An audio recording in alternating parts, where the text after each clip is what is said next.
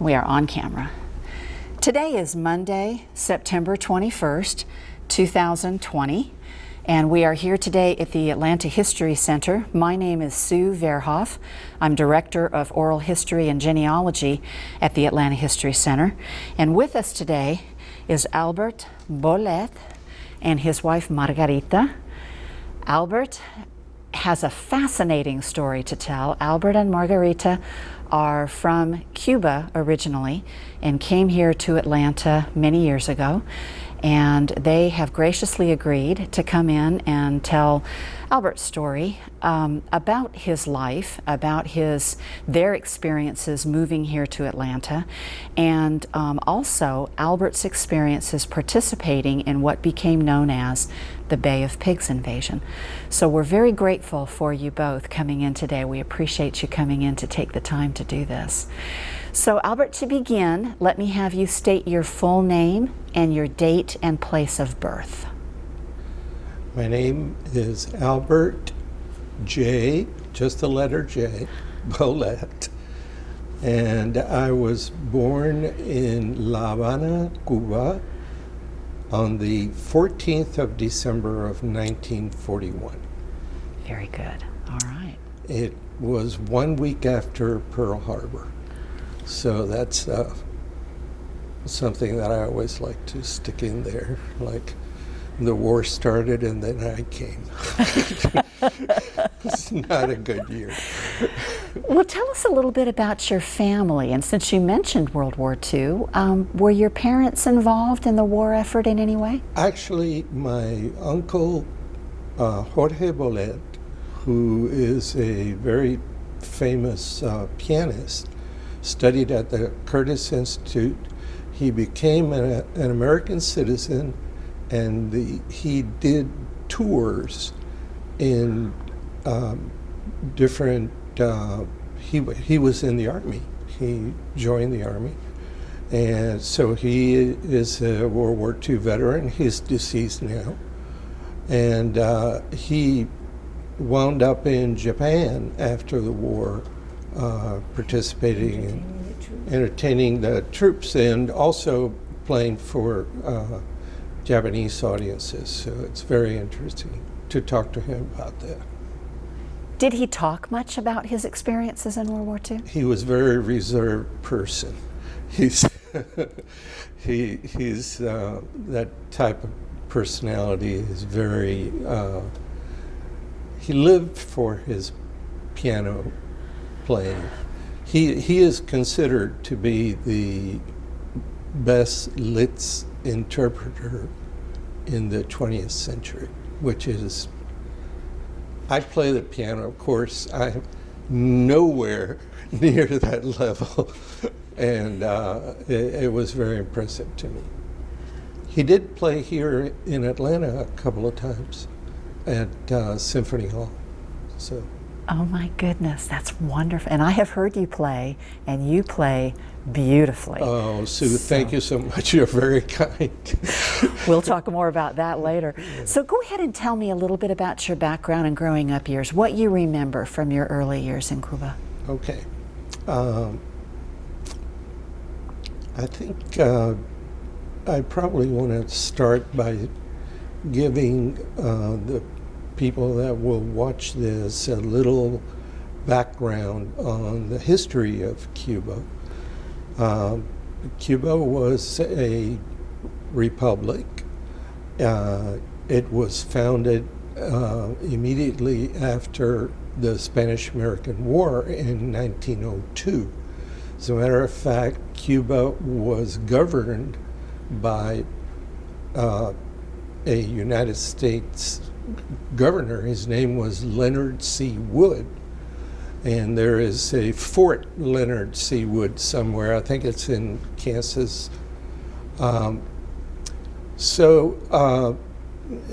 People often have very little background knowledge on Caribbean nations and Latin American nations. Cuba was a colony of Spain, discovered in 1492 by Columbus, and the Cuban people, like the American people, revolted against colonial rule and fought 3 wars of independence. The first one was in 1860. Then there was another one called La Guerra Chiquita, the Small War, and that was about 2 years in the 1870s. And the last one in 1895 ended with the United States intervening militarily against Spain and resulting in the interim period in which the United States governed Cuba and then gave it its independence, its full independence as a republic.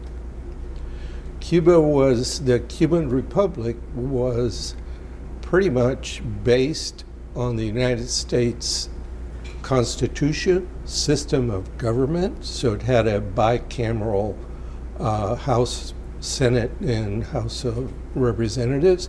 It had a full judicial system. It had public education, which was free, and public university education, which was also free. So it was a wonderful place. My recollection of growing up there is very positive. I lived very close to the ocean. I loved to swim and snorkel and catch fish with my spear gun, which introduced me to the problem that you have doing that when you live in an area where there's a lot of sharks. And but it was a wonderful place to grow up. I drove my bike freely in the neighborhood that I lived in, and was never. It was just great. It was a feeling of freedom, and very pleasant to grow up there. I went to a Catholic school. There were public schools and Catholics and religious schools, not only Catholic, but there were Protestant schools in Cuba also. And I went to a school that was run by the Hermanos de la Salle, Brothers of La Salle. It's Christian Brothers is how they're known in the United States.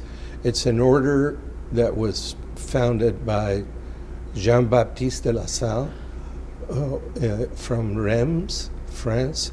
So I received a wonderful education. I mean, really, really good.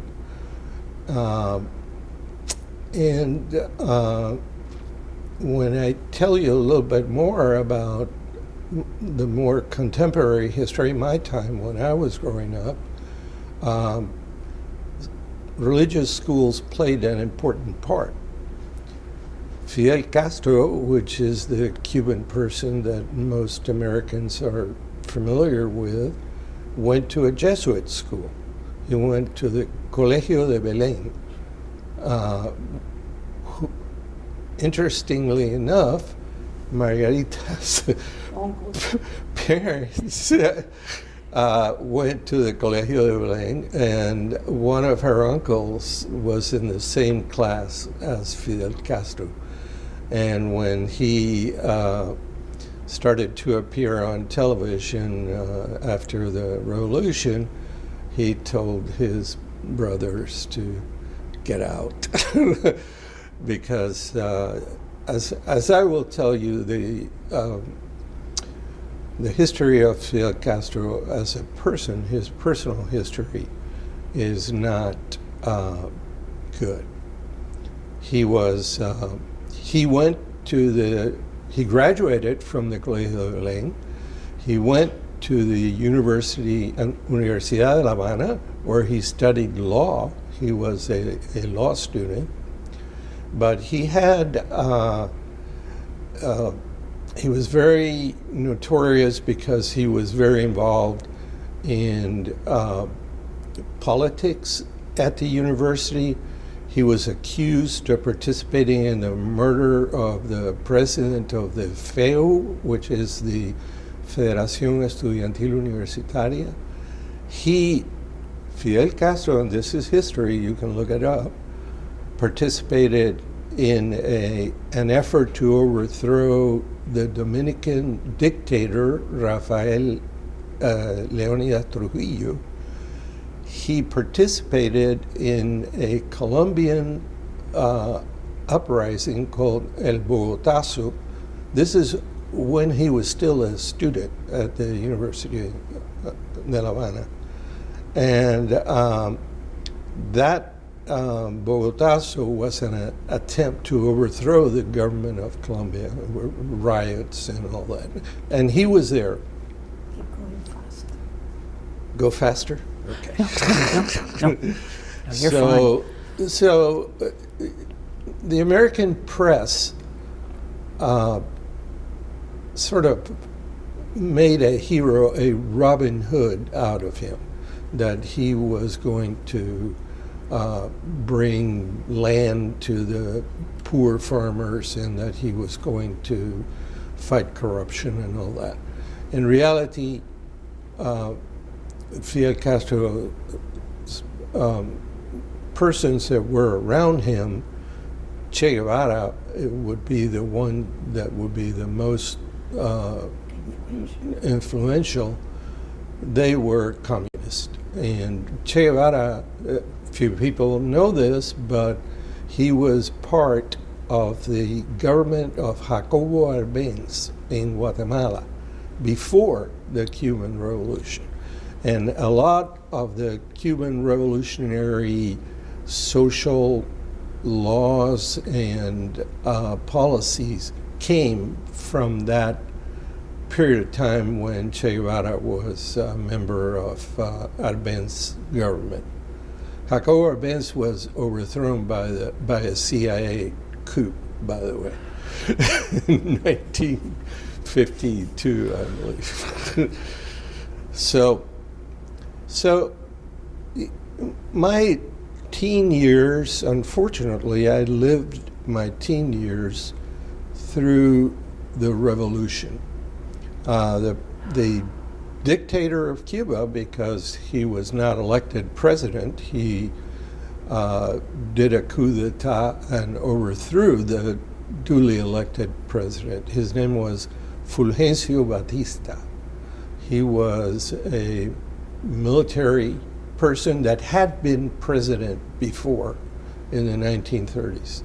So most of the people in Cuba opposed Batista, and especially during the last 4 years of his tenure, because he used very repressive methods to fight the people that opposed him. That included murdering college students, assassinating, political enemies, and so forth. The revolution against Batista was not done by Fidel Castro alone. It was done by political parties that existed in Cuba prior to him coming to power, and the students, the university students, were a really big component of that opposition. And when Castro came to power, the first thing he did was to get rid of all these other opposition groups and became the Maximo leader, or actually he ran that country as his fiefdom for 60 years till he passed away.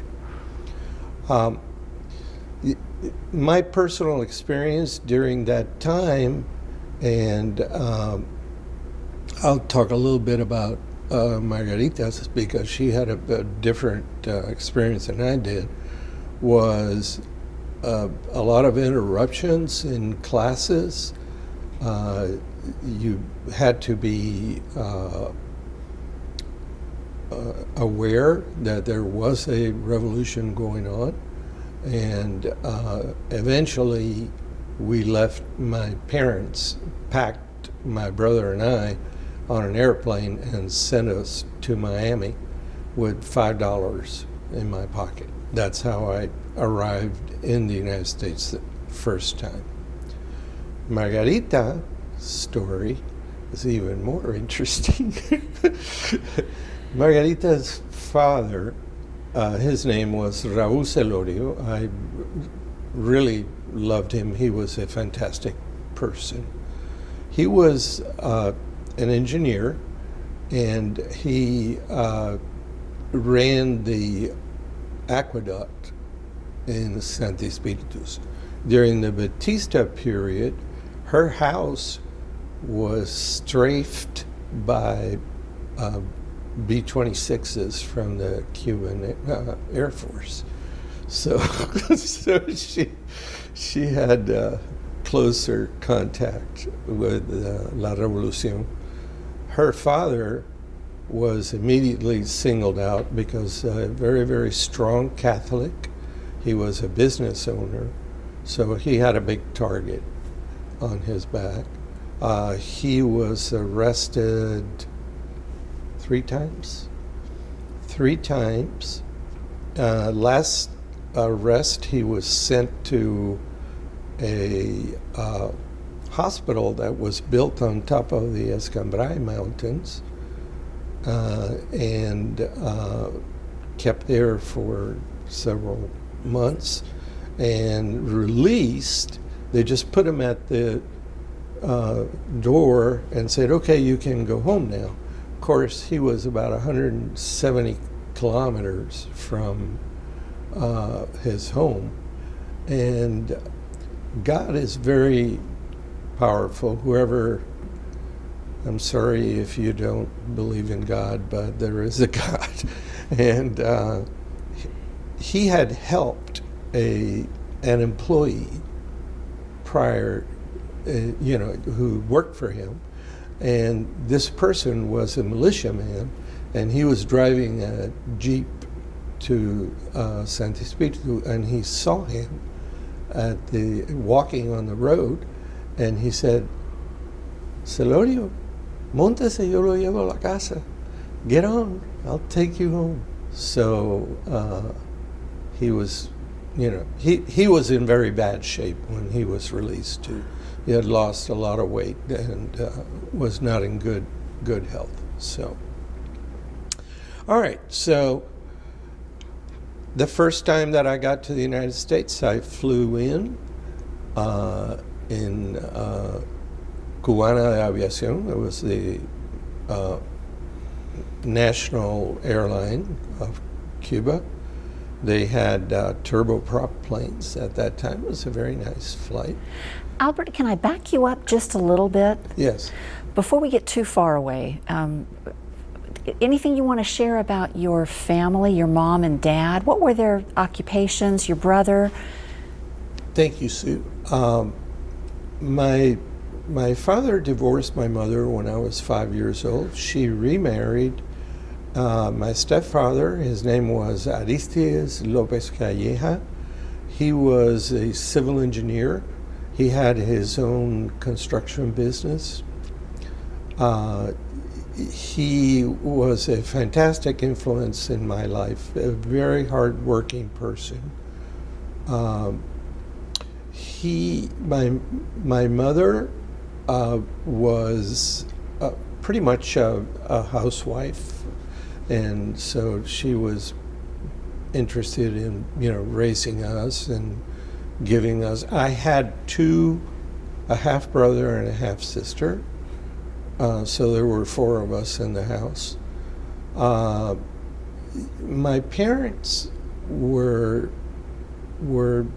very much middle class, what you would call middle class people, and fortunately, my mother's brother was a very wealthy person, And one of the things that that I benefited from was the fact that he paid for me to go to school, to summer camp in Culver, Indiana. So I went to, it's on Lake Maxinkuckee, right in the middle of the state.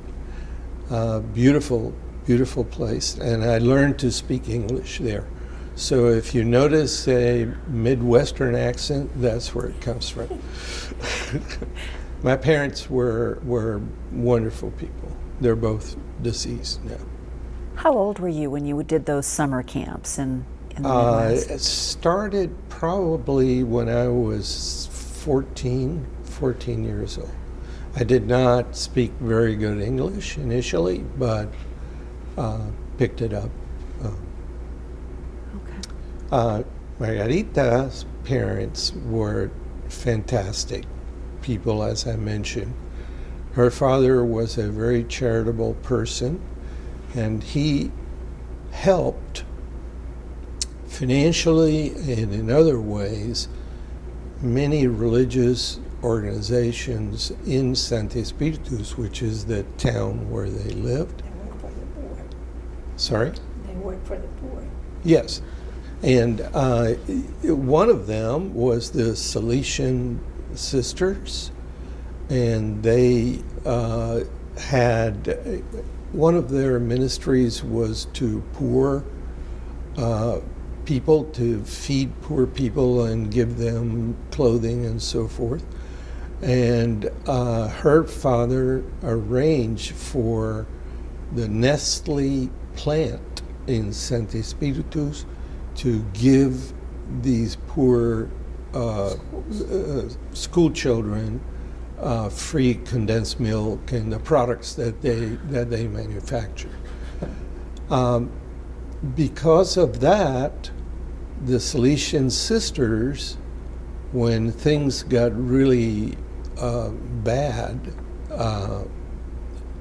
in Cuba, told Raúl, we will take your daughters out of the country because we are being expelled.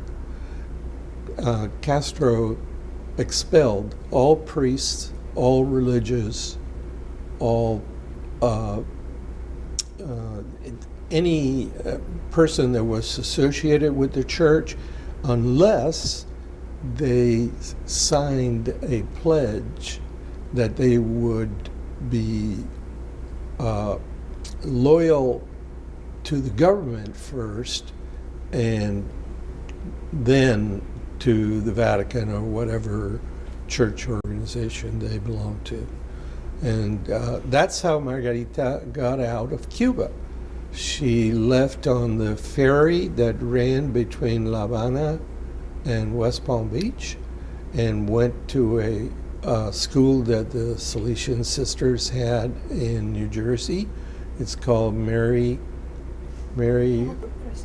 Help of Christians. Dressed like a nun. And she was dressed like a nun. So this is my one of my standard jokes is that I married a nun.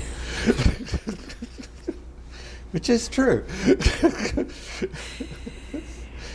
Well, tell us what you remember about that time period before Margarita got sent and before you got sent to the United States. How did what was going on in Cuba affect your family and you? What do you remember about those years? Well, as you can imagine, Sue, we were not the only people that were affected. I mean, we were in a very large boat. And the Cuban people are very industrious. They like to start their own businesses. The economy was actually very good, given the fact that there was a revolution going on. And so all of these people, including my parents, lost everything that they had worked for. Because I mentioned earlier that the government passed a series of laws One was called the Agrarian Reform Law. So in the Agrarian Reform Law, the government said, okay, we're going to start with people that are foreign landowners. All of those people, their properties are going to be expropriated outright. So let's say that you were the Hershey Company that had a sugarcane mill in Cuba, Central Hershey, beautiful place. They lost the plant, the investment, the capital, everything, the business, from one day to the next. Then they came down to big landowners. So if you owned, let's say, 1,000 acres of land or more, your property was expropriated. Then they started going down to the people that had 50 acres, people that had 10 acres. Then eventually everyone in Cuba lost property rights to land. All the land belonged to the government. And they put in a system of communes, which was disastrous. The sugarcane, which was the primary crop in Cuba, and tobacco, the sugarcane crop went from 10 million tons a year to 3 million tons a year. And that, of course, came back directly to those farmers that had their little plot of land. They could grow their vegetables and their fruits, and now they had to work in a commune and got paid very little. It was a disaster economically. Then there was another one called Reforma Urbana. This was called the urban reform. So what happened there is that the government essentially had the property rights to your house, if you lived in a house, or if you lived in an apartment, piso, you owned an apartment that became the property of the government, and then the government said who lived there. So single-family homes that housed, generally in Cuba there were extended families in there, grandparents, great uncles, everybody lived in the same place. Then they partitioned those off, and they said, okay, 5 families are going to live here because his house is too big. And then came the businesses, and they started what they would call that intervention. So we're going to intervene your business. And the way they did that is they would put a government person, a person that they had confidence in, which was generally a member of the Communist Party, to run your business even though they knew nothing of that business, how that business worked. I'll give you an example. Remember I mentioned the Nestle plant in Santa Espiritus? I have a friend of mine here in Atlanta that worked for Nestle, he and his wife. And one day, in the office of the director of the Nestle plant, who was a Swiss person, there was the chauffeur of the Swiss person. And he was now the director of the Nestle plant. I mean, director in the sense that he controlled operations, budgeting, hiring, everything. So as you can imagine, this type of absolute madness, because it's the only way that I can describe it, resulted in almost the implosion of the Cuban economy. What happened to your parents? My parents lost their home. My father lost his business. We had a farm where he raised chickens and sold eggs that I worked in. I was the guy that drove the panel truck and delivered the eggs. And he lost that. He lost everything he had. So he had to go to Miami. Fortunately, my stepfather had a fantastic education, and he was able to revalidate his engineering license, and he was able to go to work for Mackey Construction Company, which was building expressways in Miami. But it took him a long while to do that. When I came initially with my brother, I had to park cars in the Fontainebleau Hotel for tips. How old were you? At that time, I was 18 years old. So 1959? 1959, roughly? yes.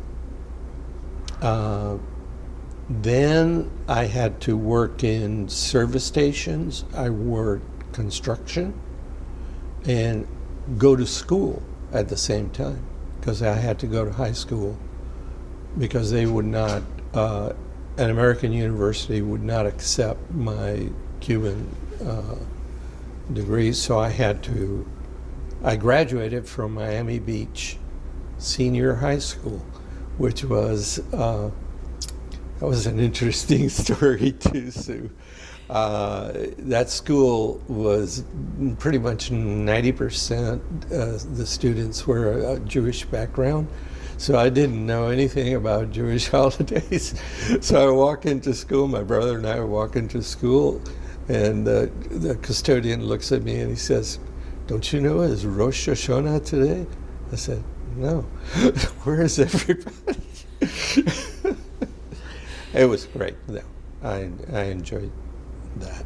How did you feel about having to go, just you and your brother? Were you involved in that decision? No.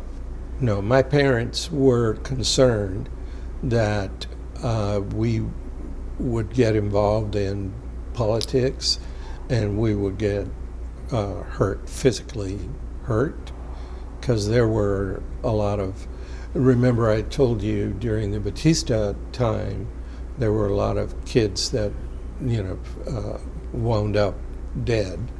And then after Fidel took over, the repression turned the other way. So they would persecute people that were either, that belonged to groups that were not, that the revolution had targeted as counter-revolutionaries. So they got us out. Margarita got out because, as I mentioned before, her father was pretty much had a target on his back, was in prison a couple of times, so he was afraid that the girls... No, because they told him the third time that they would take us. Right, so he was afraid that they would be used as a way to coerce him, as and my future wife was a very good-looking young lady at the time. Still is. Still is. So when I got to Miami, Sue, there were initially a few Cuban exiles in Miami, but as 1959 and 1960 went on, the number of Cuban exiles increased exponentially. I believe that the figure that I have seen is that probably 1 million Cubans left Cuba, had a population of 7 million, by the end of 1961, there were 1 million Cubans, exiles. They were resettled out of Miami. The Catholic Conference, Catholic Charities, started a resettling program, and there are Cubans in all states of the Union now. And but there was a increasing number of people coming over, getting out because of the policies of the Castro government. Was there any fear that you would be prevented from leaving the country, or at that point were there no restrictions? They eventually closed down, and that fear drove Cuban mothers to do something that has not happened in many places. I know of one other instance, but there was an operation called Operación Peter Pan operation. Many prominent Cuban exiles came through that Peter Pan program. The way that worked, the mothers and the fathers would get their children on a plane, because it was a lot easier to get a visa for children to come into the United States than it was. Well, most of them, their parents could not leave for various reasons. So they got the children on a plane, they came to Miami, and then they were placed in foster families throughout the United States. The other case where I know that happened was during World War II in England, when children were sent to Canada and to the United States because of the bombing, the Nazi bombing. Well, tell us what you remember about that trip, about going to, what was that like? Well, my parents took us to the airport, my brother and I. My brother was 17, probably, I don't know if he was 17, huh? 16. And I sat on that airplane, and I basically, my life as I knew it was over.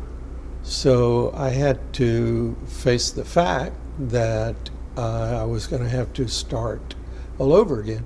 That's easy to do when you're 19 years old, because when you're a teenager, you think that nothing can hurt you. You are omnipotent. I'm sure if you've raised children, when they get to that age, they know everything. So it was a mixture of I know that I can't come back, and I have no idea what's in store for me.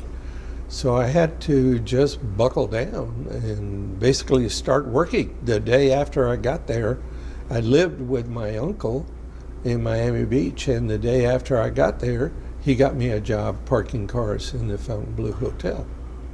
So Margarita's story, which is always more interesting than mine, she got to marry help of Christians, and the nuns said, well, you are not a boarder here. You have to pay for your room and board. So you are going to go to work at a factory. And she had to go and assemble toys and assemble bomb detonators in a factory in New Jersey. And she always loves to tell my children a story about that, where she says, let me stop the camera just one second. Yeah. I'm so on camera. Margarita's story, which is always more interesting than mine, when she arrived in New Jersey, the nuns told her, "You are not a boarder here, a paying boarder. You're going to have to work for your keep." And and they were going to do that to your sister also. But my wife has a very strong character. And she told the nuns, under no circumstances you're going to make my sister work in a factory. She's going to go to school here, and you're going to let her stay here and go to school. And she prevailed. So she wound up going to work at factories making toys and making bomb detonators. And the story that she loves to tell my children is that one day she was going to work and her shoe sole fell off. So she had to walk in the snow with no sole in her shoe until she got to the factory and went to work, and she did, and walked back. So she uses that as a way to tell them, "You think you have a tough life?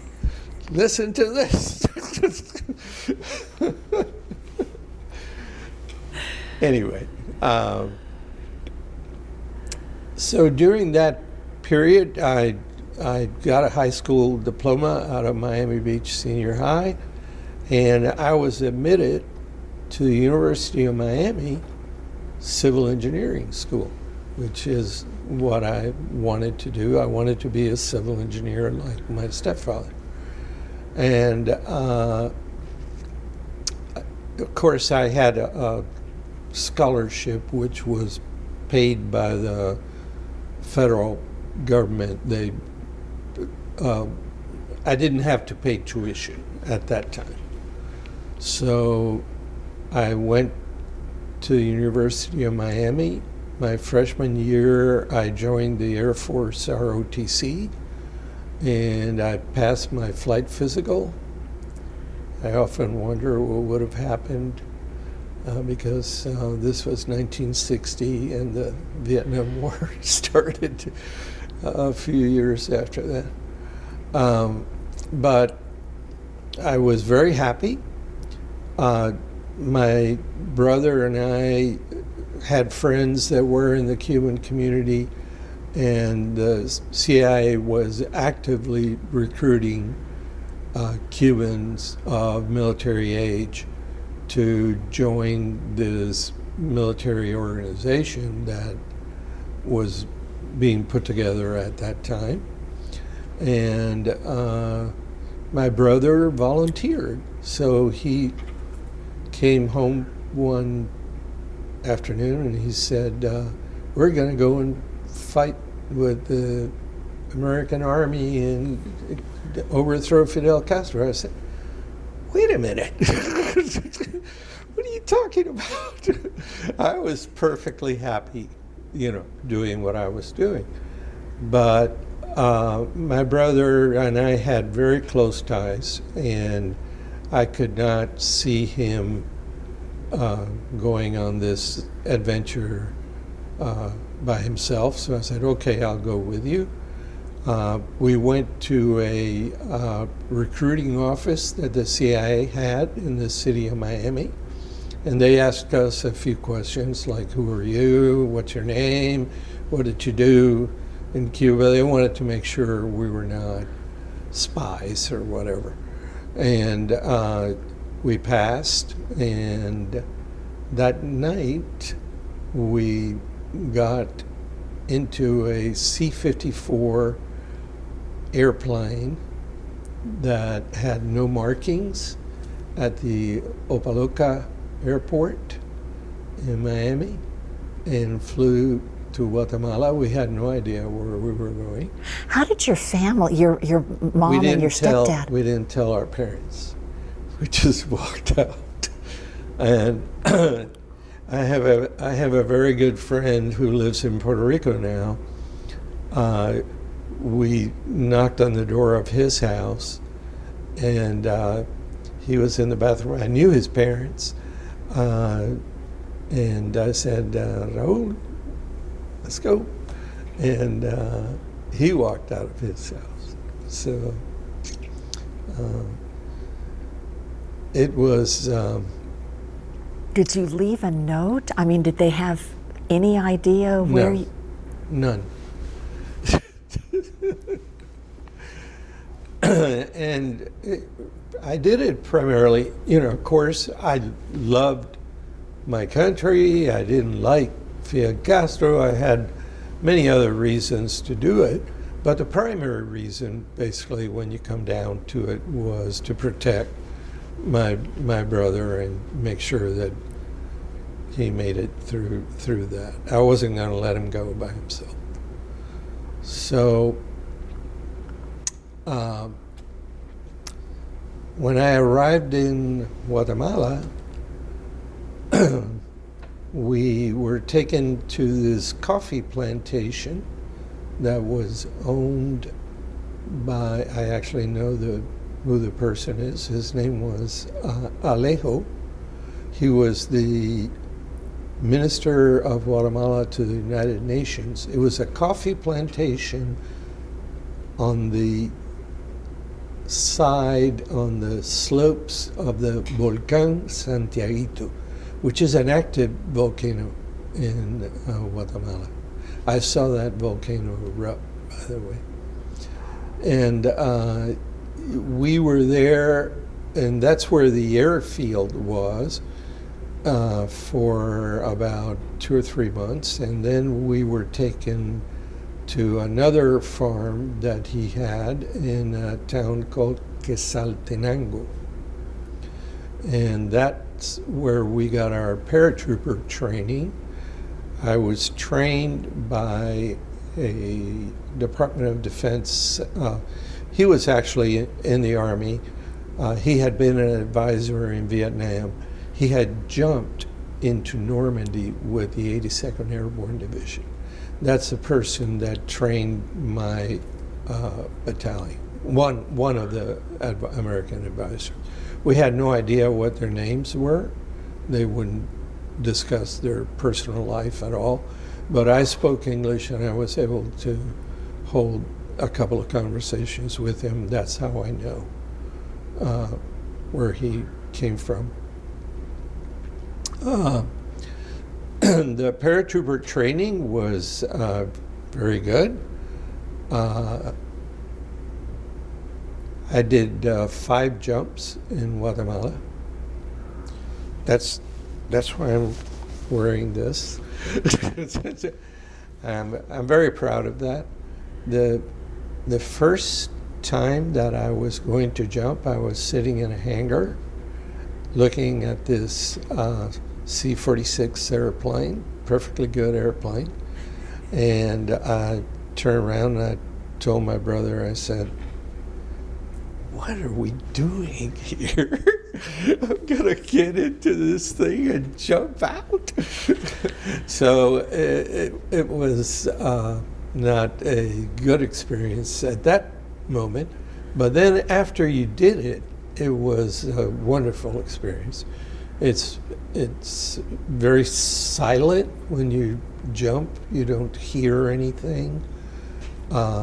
You see the ground coming at you pretty fast. Because we were doing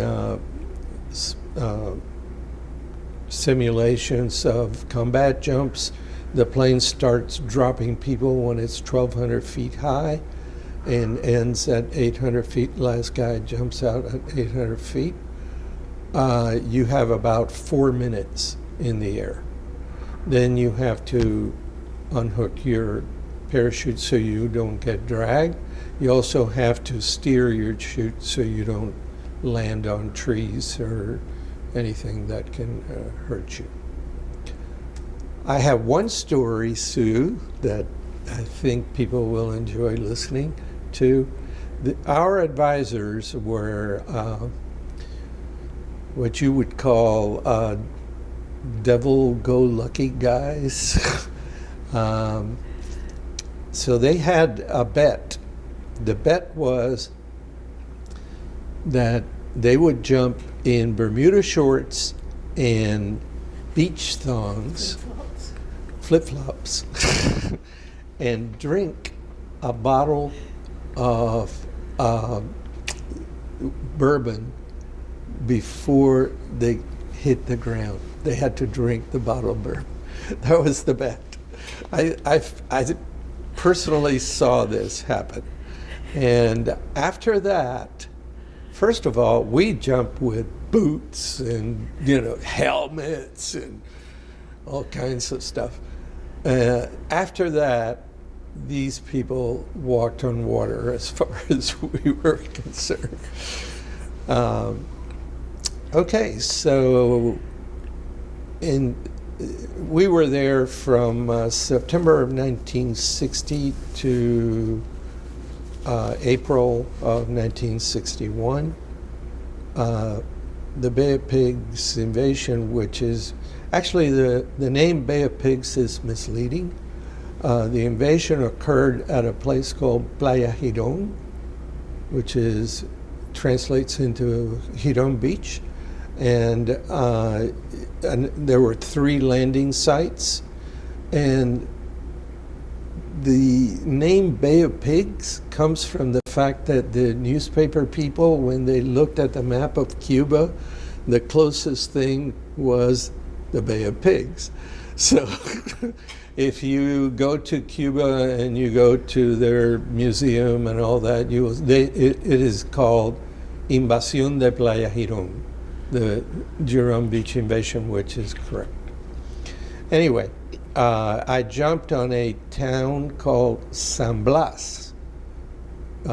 Translate that into Saint Blaise. It wasn't really a town. It was just a store and maybe 2 or 3 houses. And our mission was to block. There were 3 roads that led to the beach. So our mission was to block one of those roads. We jumped out about 5 o'clock in the morning. All of the people that were in that town surrendered to us. They didn't shoot at us. They surrendered, all the militia people, and asked to fight with us against Castro. All of those militia people that did that were executed after we lost.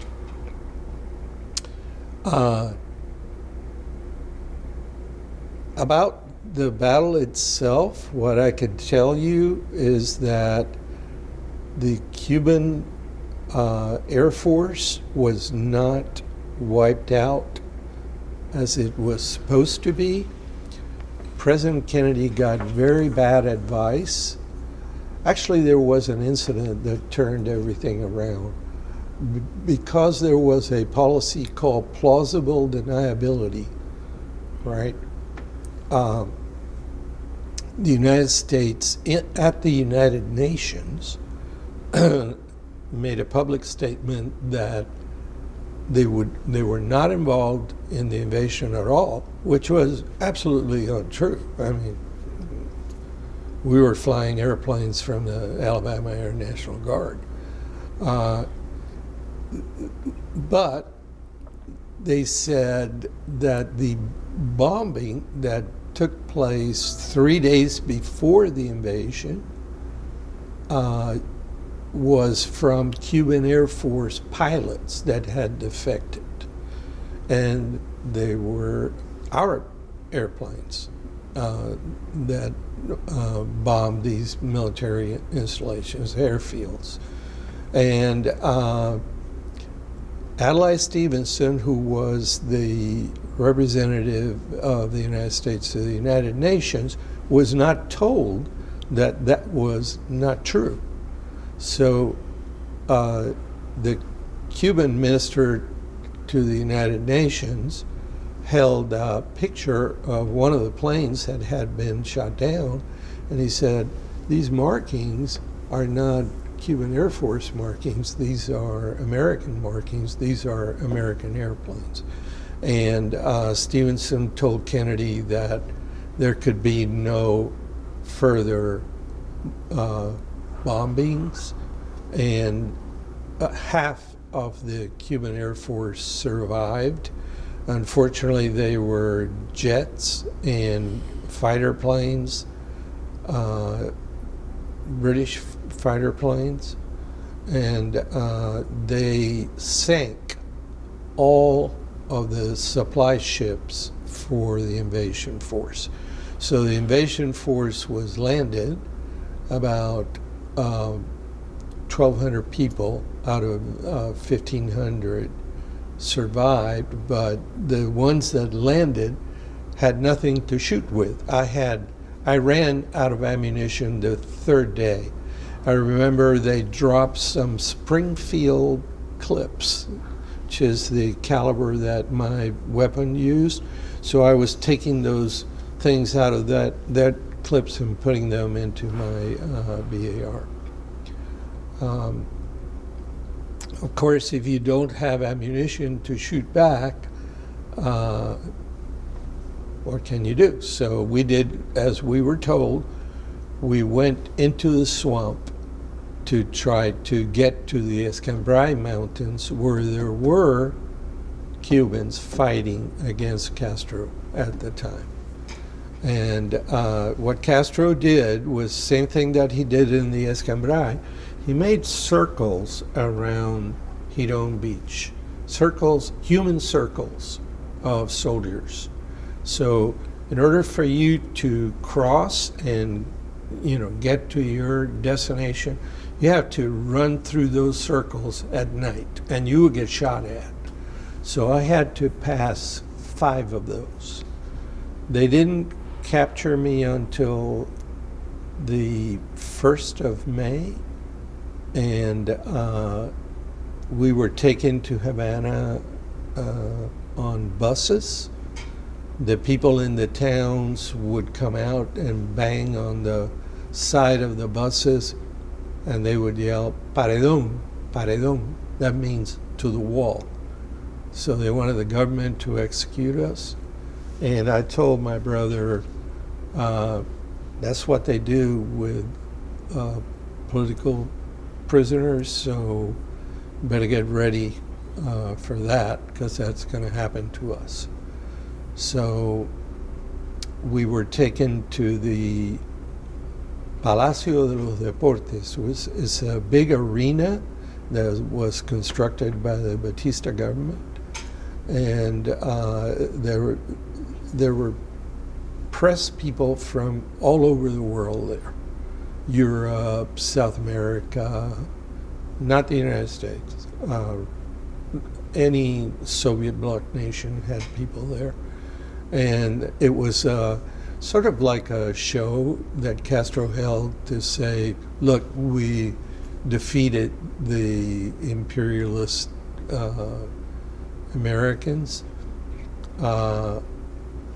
They tried to get us to accuse the United States, and to my immense satisfaction, not one person in the brigade would accuse the United States of anything. There was a company commander, a parachute company commander, that was black. There were many black people in the brigade. And they said, Fidel Castro asked him, he said, Tomás, you know that the Yankees don't let colored people go to the beach and go to swimming pools. There's segregation in the United States. And the answer of this person is fantastic. He said, Comandante, I did not come here to go to the beach. It's just beautiful, beautiful line. And these people knew that their lives were on the line there, because Fidel Castro didn't take kindly to criticism. So from there, we were taken to a Navy hospital that was under construction. so it was easy to use it as a prison. And we were there for a very brief period of time, and then we were taken to El Castillo del Príncipe, the Castle of the Prince. The Castle of the Prince was built by the Spanish as one of the fortifications to defend the city of Havana in the 1600s. It was, there's a picture of it there in the book. It was, when I think about the 20 months that I spent there, I'm not going to tell you that we were abused constantly, but there was retribution if you didn't follow the rules. We ate once a day. They would bring a big aluminum tin thing with a ladle, and they would ladle onto your tin plate one ladle full of whatever it was that the country had a lot of. For example, I ate boiled pumpkin for 1 month, every day, boiled pumpkin, because there was an abundance of pumpkins. And to this day, pumpkins are not my favorite. I got over it, but it was like that. They would throw rats into the food just to spite us. They fed us, there was something we called patria muerte, which was a little bean that came from China. It was not a Spanish or Cuban bean, and had that. And then you had a cup that you could drink water out of the faucet. There was one toilet, one water pipe came out of the wall that you could use to wash yourself.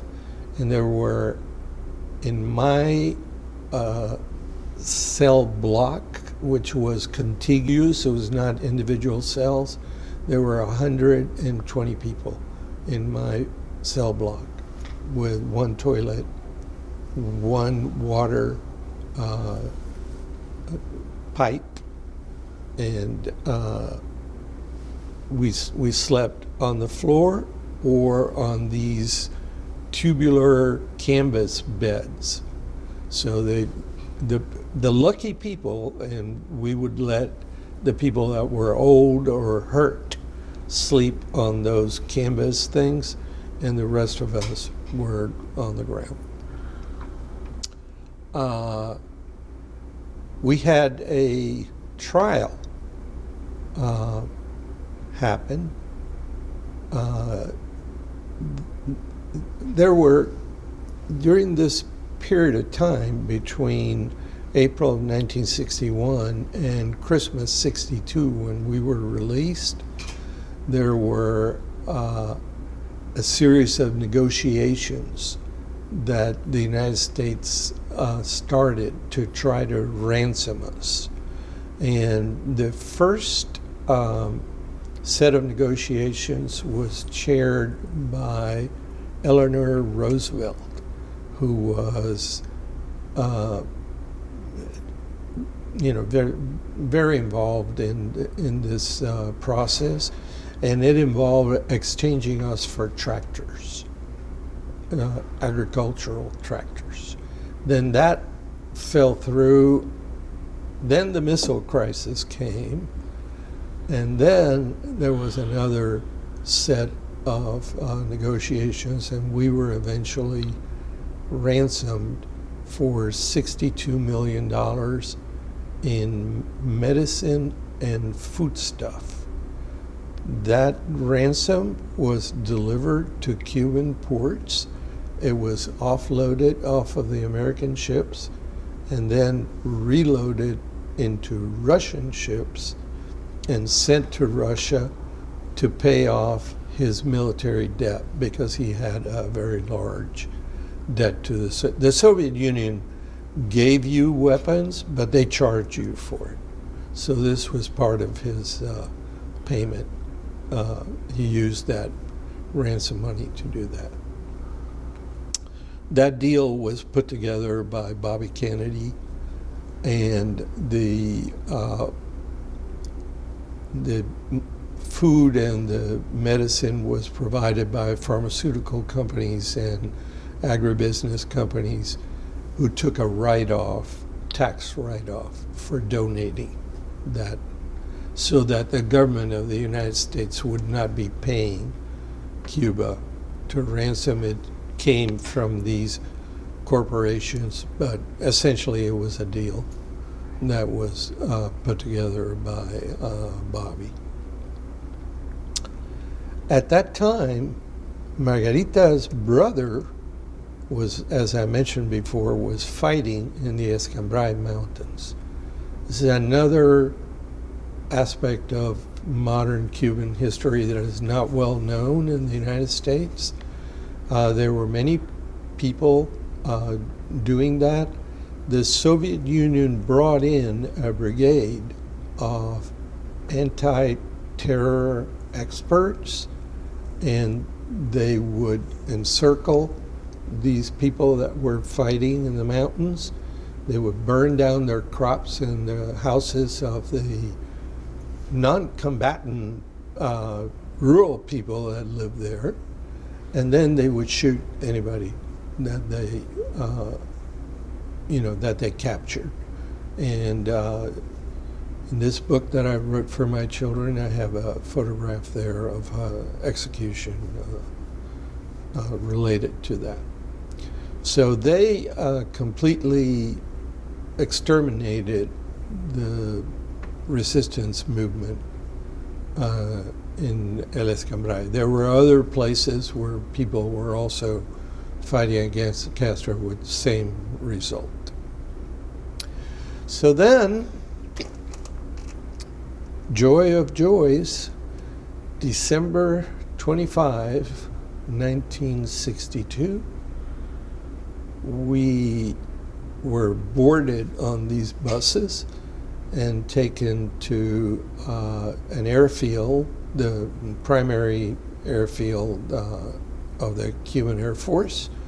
And there was Fidel and Raúl and all the, and we were given a air show by MiG-21s and MiG-19s.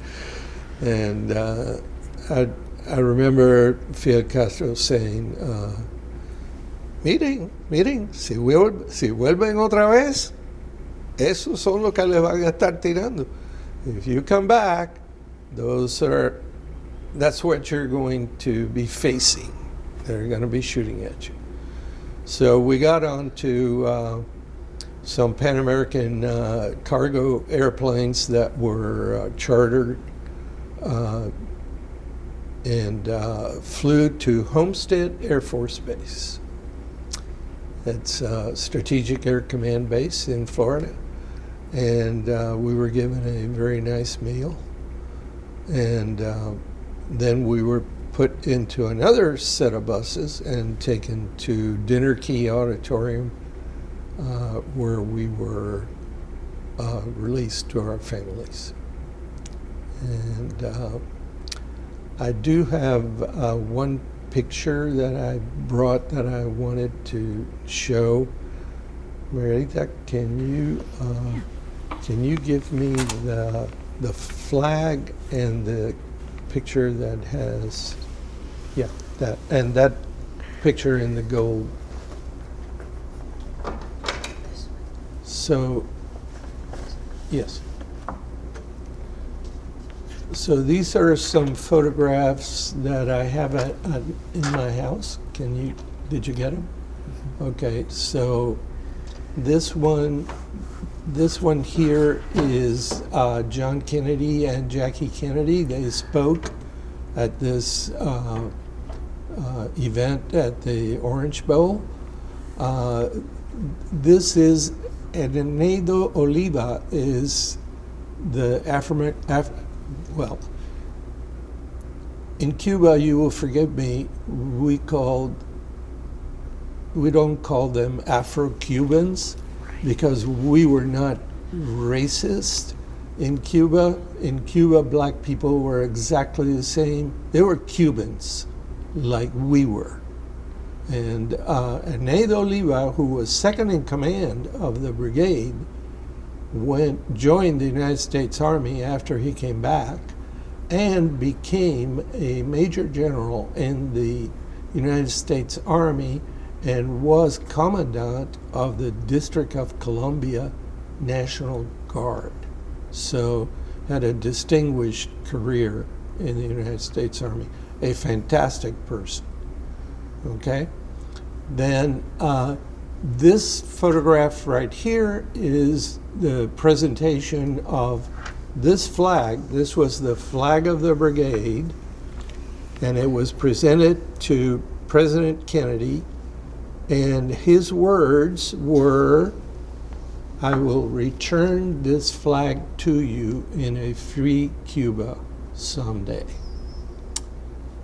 It was not to be. The last picture is a photograph of my battalion. You can see most of us were very young at that time. I was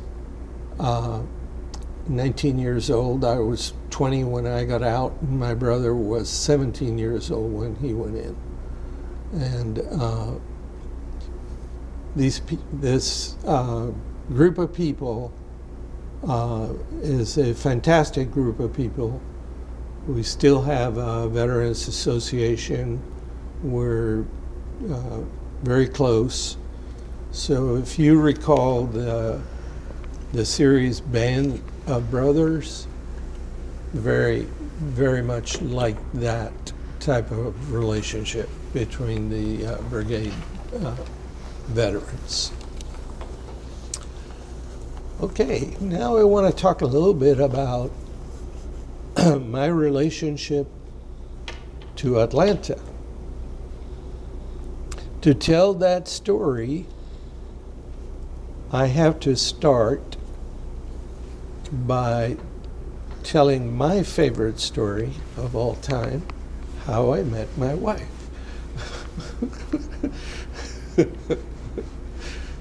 She doesn't like me to tell this.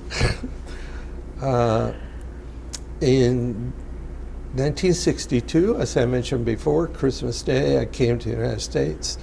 In July of 1963, my brother got a job with Iberia Airlines in New York, and I decided to go and see him in New York.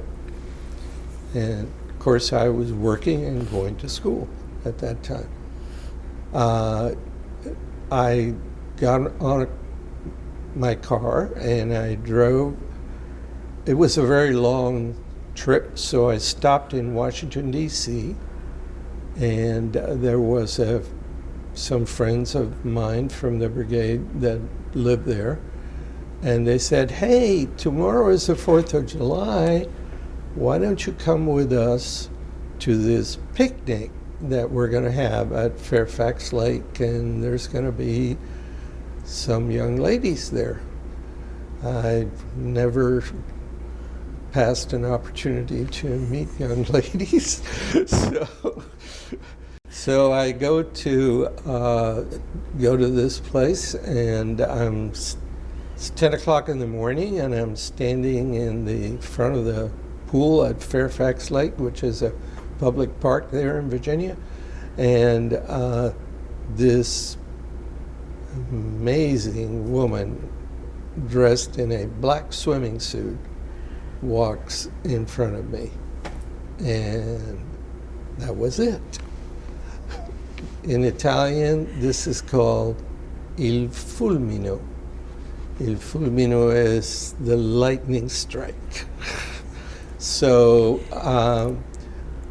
just to make a story short, I did not go back to Miami. I did not go to see my brother in New York. I stayed in Washington, D.C., and a year and a half later, we were married.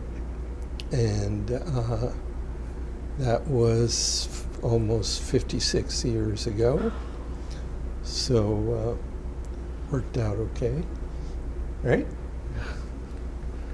And I went to American University in Washington, and it's a wonderful school. And I worked for Sinclair Refining Company, which eventually got bought up by BP Oil Company. BP, when they first came into the United States market, decided to place their headquarters here in Atlanta.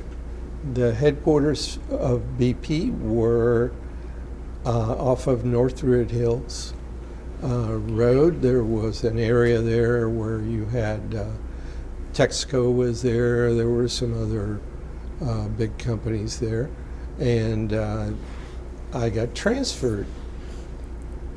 So Margarita and I, our experience with Georgia was traveling from Washington, D.C. and going to Miami, to the beach. And the state of Georgia was not our favorite place. So Margarita said, "Are you sure you want to go there?"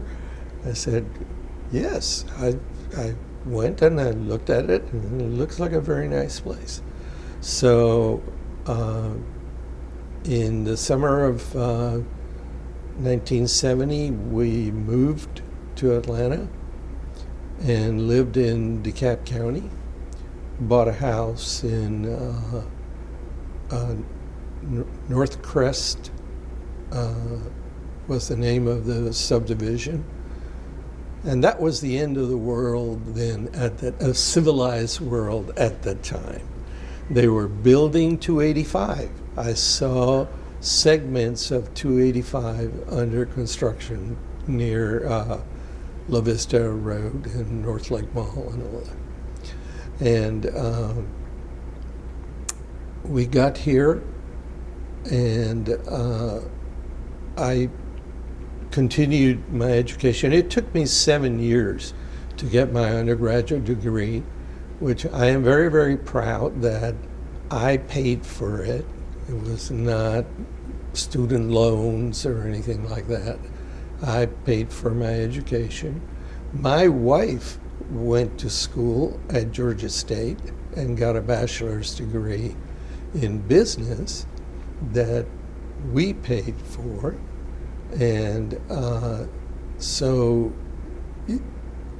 the one thing that really sold me on the city of Atlanta is that it had a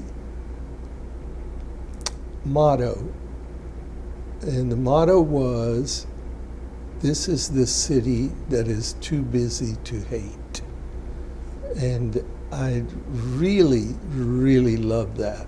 And Atlanta was blessed with some very far-seeing people in government prior to us getting here. And I can think of two, Billy Hartsfield and Ivan Allen, who was a fantastic person. They really set the tone. The other thing that I think was different in Atlanta was that it was the home of the campus of black colleges. So you had Morehouse, you had Clark Atlanta, you had, it was a very, very progressive city for that time. And we really enjoyed that. And I had an opportunity because BP wanted to transfer me to Cleveland, Ohio, to go to Cleveland with a promotion. I actually took a trip over there to look at the city, and the day that I flew over Cleveland, the Cuyahoga River was on fire.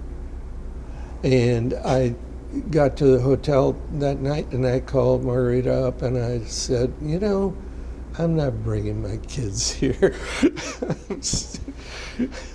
I'm staying in Big Egg. And we have been here ever since. It's been a wonderful place to raise our children. I had an opportunity to work for some wonderful companies that started in Atlanta. Scientific Atlanta is one of them. I was the IT manager for Scientific Atlanta. I worked for EMS Technologies, which is sort of in the same business as SA many, many years later. And another wonderful company that's now a part of Honeywell. And I also was a partner, a principal for an Atlanta-based company, consulting company called Kurt Salmon Associates. And we did consulting for many different consumer goods manufacturers, retailers, distributors. So I had... When we talk about the things we did in Atlanta in the late 70s. Okay, tell me some instances of things that we... Oh, okay. This is One thing that I wanted to talk about, and I think it would be of interest to people that live in Atlanta, is that Atlanta was not a diverse place when we first came here. It was 900, population was less than 1 million, very homogeneous. It was difficult for us to find a Catholic church. But Atlanta Fulton County government realized that there was an influx of refugees coming into the city of Atlanta. There were Cuban refugees, particularly after the Mariel boat lift, if you recall. That happened during President Carter's time. And I worked when I was going to school, because I got a master's degree from Georgia State, and I went to school and worked, of course, during that time. One of the jobs that I had was as a tutor for Atlanta Fulton County Public Schools. And they had 2 programs that I was involved in, where they had English classes for Spanish-speaking refugees. They were primarily from Cuba, but there were from other countries also. And we taught English to a number of people who later became good friends and enjoyed doing that tremendously. And that was very, very helpful. Then I got involved in another program that Atlanta Fulton County did, and that was teaching GED to prisoners that were in work camps. So I taught GED classes at the Alpharetta work camp, and I have a lot of stories to tell. I'm sure that it'd be okay to tell them now. One of the things that distinguished their work camp environment was that the warden had picked a person, an inmate, to be the cook. They had to have a background in cooking. And I was invited because I was the guy that came in to teach. I was the outsider, so I was invited to sit at the warden's table, and I was introduced to some very interesting foods that I was not familiar with. Grits being one of them, which I love to this day. There's another one that they did called stricoline stricofat. Stricoline stricofat is a kind of bacon, and the name tells you what it looks like. It's a very, very big piece of bacon. I had that experience, but then the story that I love to tell my kids is I was teaching math one day, and a person runs into my class, and there are a number of people after him, and they proceeded to beat the bejesus out of him. And I'm trying to say, hey, don't do that. Hey, you're going to hurt him. And one of the inmates said, he says, snitch. So the result of that was that the snitch was removed. He was put in an ambulance and taken out of there. And the people that were instrumental in beating up the snitch went back into the general population, and absolutely nothing happened to them. So I used that story as a way of scaring my kids and saying, don't do anything that will result in you winding up in one of these work camps, because this is what could happen to you. But anyway, I enjoyed doing this. After I got my master's degree, I got a CPA ticket, and that's when I went into consulting. Margarita, on the other hand, worked for Georgia Tech for many years, and she worked for the Department of Chemistry, and then she worked for the study abroad program, where I had to put up with trips to Japan and Australia, which she thoroughly enjoyed, but I was not very happy about that. Anyway, she is retired from the Department of Chemistry. We had lived in 3 places in Atlanta. We lived in DeKalb County, as I mentioned before. Then we lived in Gwinnett County in the town of Lilburn. When I moved into the town of Lilburn, it was totally rural.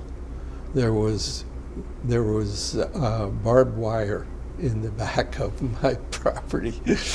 And then one day, my wife, who is a real estate agent, she still works.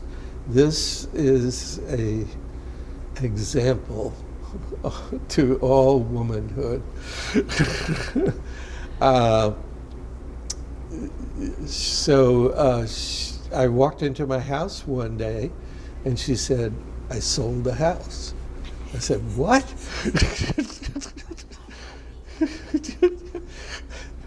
So she had a client that was looking for a house with a basement and with, property and all that, and she brought him over, and she asked him, "What is your price range?" And he said, X amount, and she said, "Okay. If you pay that, I'll sell you my house." True story. And so then we wound up moving to Peachtree Corners, which is where we live today. And I will say this about the city of Atlanta. It is, in my opinion, one of the most wonderful places for you to live, for a family to raise children. All four of my children went to school here, and my grandchildren also went to school here because they're all here. And it is a city that has, where people have a special way of interacting with each other. I mean, there's still Southern courtesy. There is still There's a great international community. yes, there is still a genteel air about the city and the people that live it, particularly those that have been here, for a long time. And to make things better, there has been a tremendous influx of people. There is a wide diversity in the city of Atlanta today, and you have people from every country in the world.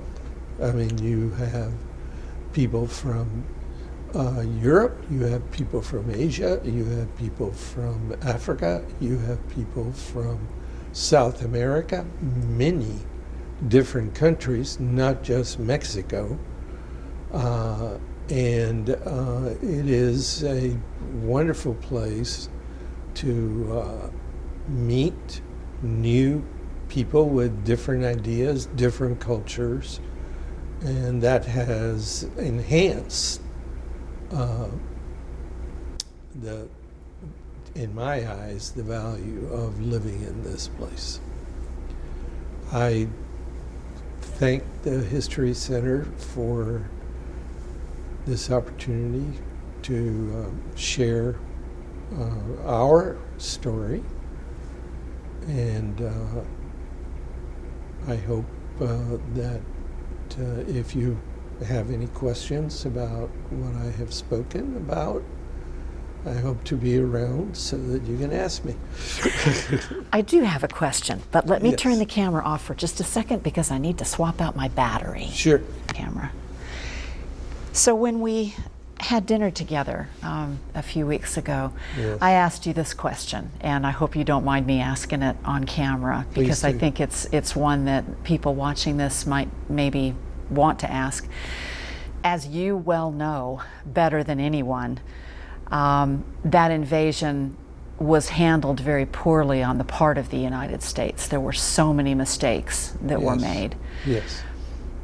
What is your feeling about that? And do you have hard feelings about the way it was handled and about the way this country did what it did there? That is a great question, Sue. And my feelings related to that, even though it personally impacted me and my family, and Margarita's family too, because her cousin was in the invasion, was a prisoner with me. I didn't know that at the time, but she had family there. My feeling is basically a feeling of sadness, because the United States had an opportunity at that time to remove Fidel Castro. Fidel Castro, different people from different political viewpoints look at him in different ways. But in reality, and this is something that I documented in this book that I wrote for my children, the government of Cuba has involved itself militarily in Africa, in the Middle East, in Central and South America, and in the Caribbean.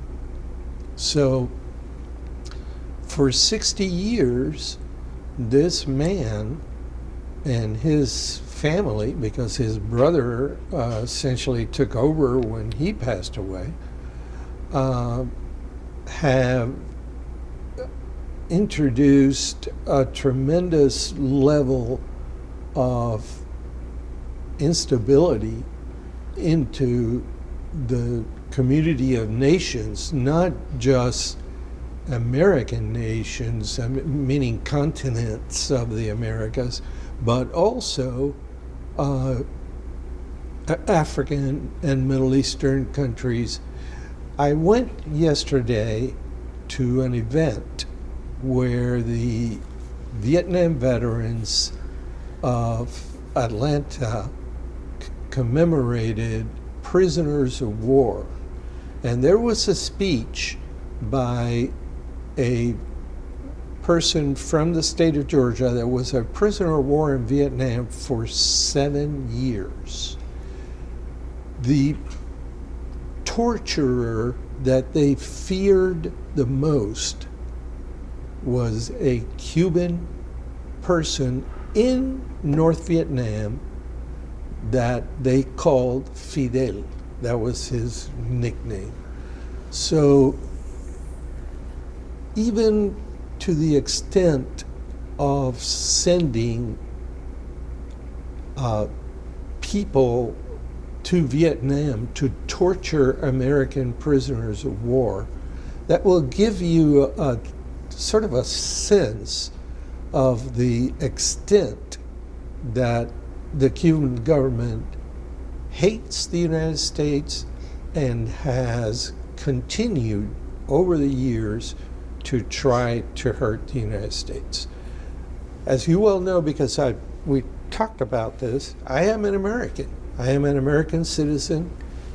This is an American flag. I wear this all the time. There is an American flag, I'm sure you saw it, that flies in front of my house every day. So We are American plus.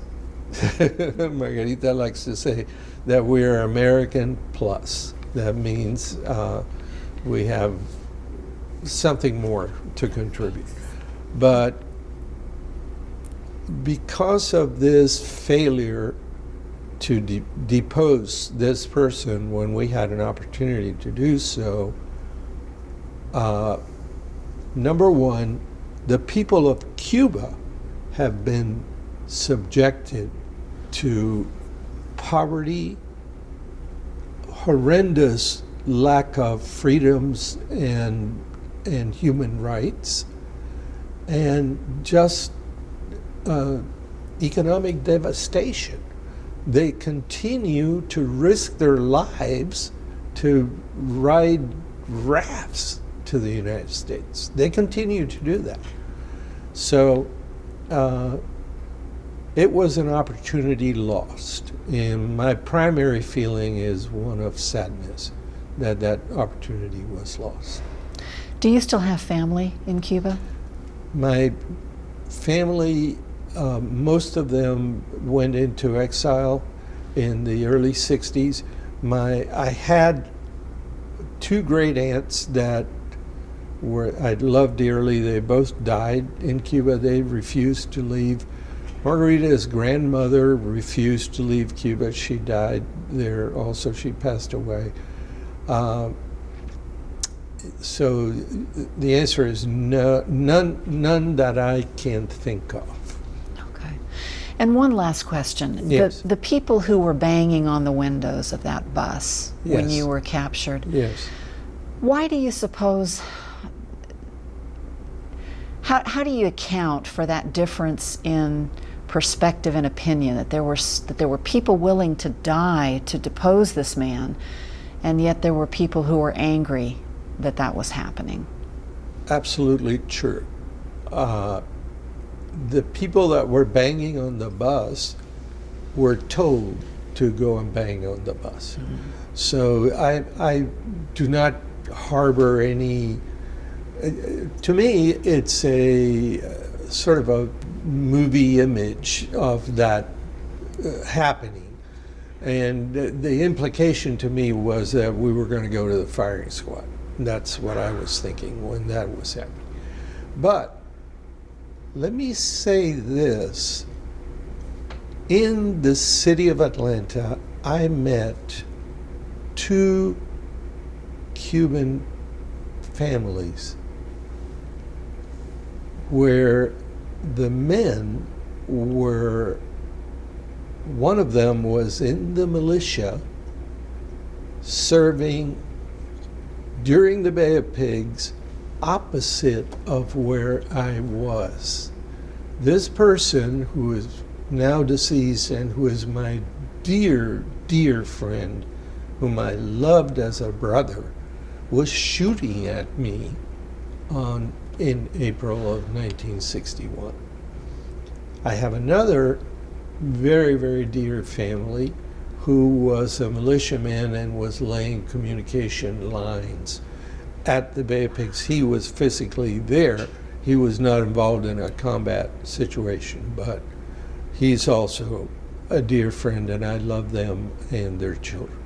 So this whole concept of hatred because of political reasons is a failed idea, and something that people should not engage in, because things like this happen. These people were my enemies. They were there to kill me. And it turned out that 20 years, 30 years later, they were my best friends. So I hope that resonates with some of the people that look at this. That is remarkable. This has been a remarkable interview. I can't thank you enough for taking the time to do this. Is there anything else you'd like to add? Anything we haven't covered that feels important to you now? I would like to just say to the people of Atlanta to think back on that motto that the city had. The city too busy to hate. Think of that motto and make it your motto, okay? Hatred is a destructive emotion. It corrodes your soul. It makes you do things that are not, that you will deeply regret later on. So that's how I would like to end. It's fantastic. How about you, sweetie? Margarita, anything that you would like to have him add, that anything that he hasn't said that? Well, I have to say thank you for this country, because as you can tell, we came with nothing. We went through a very rough period of times, but we were able to make it, to educate our children. And I hope we concentrate on those ideas, productive ideas, rather than division and hate and all that. Because the political parties in charge now, there's another one coming up, and we all have to leave and help each other out. So that's my action. Thank you. Things change.